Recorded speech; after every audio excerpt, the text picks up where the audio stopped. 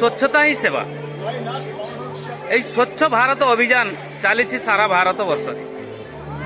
এ স্বচ্ছতা এক আন্দোলন হওয়া দরকার এ স্বচ্ছতা এক জাগরণ হওয়া দরকার এ অনুভব করেছেন বাবা বলিয়া তেণু বাবা বলিয়া সেবা সংঘ তরফর আজ কার্যক্রম হচ্ছে চন্দনেশ্বর মন্দির প্রাঙ্গণরে চন্দনেশ্বর মন্দির যে নেত্রনালা পরিষ্কার পরিচ্ছন্নতা করা যাচ্ছে তেণু এই যে মন্দির পরিবেশর अस्वच्छ अवस्था दीर्घ दिन धरी लगी रही देखी बाबा बलिया अनुभव कले ये मंदिर को कोटी कोटी भक्त श्रद्धालु आसुचंती तेणु ये मंदिर प्रांगण ये मंदिर परिसर परिष्कार हवा दरकार स्वच्छ हवा दरकार से अनुभव करी तांकर भक्त मानकु सारा जिल्लार भक्त मानकु निर्देश देइचंती ये चंदनेश्वर मंदिर प्रांगण को परिष्कार परिच्छन्न करबा पई तेणु भक्त माने सारा बालेश्वर जिल्लार ये सेवा संघर भक्त माने आज एकजुट होइचंती चंदनेश्वर मंदिर प्रांगण रे आज बाबा बलियांको निर्देश अनुसार आज हेउची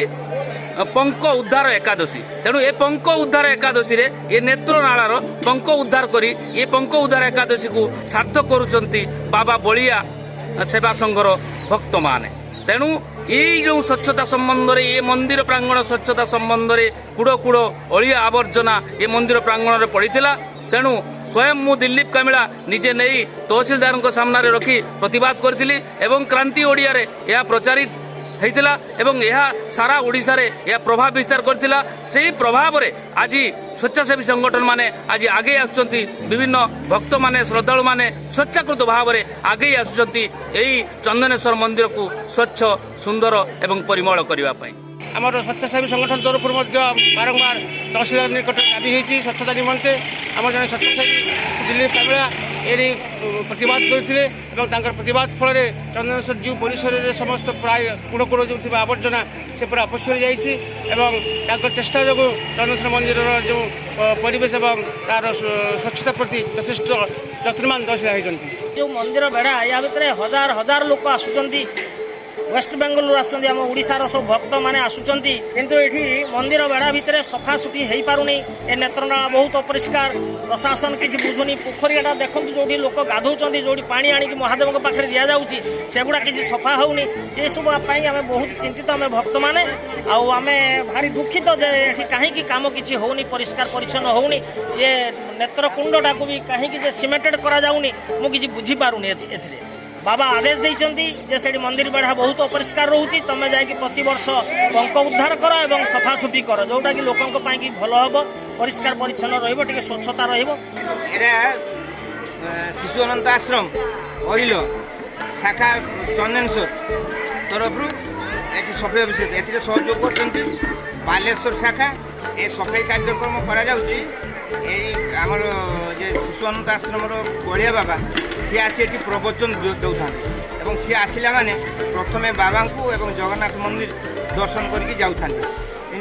आसी दर्शन कलापर से ये रोता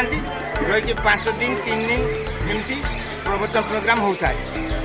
चंदनेश्वर मंदिर आसी से पूजा करता पूजा कलापर मन को आसला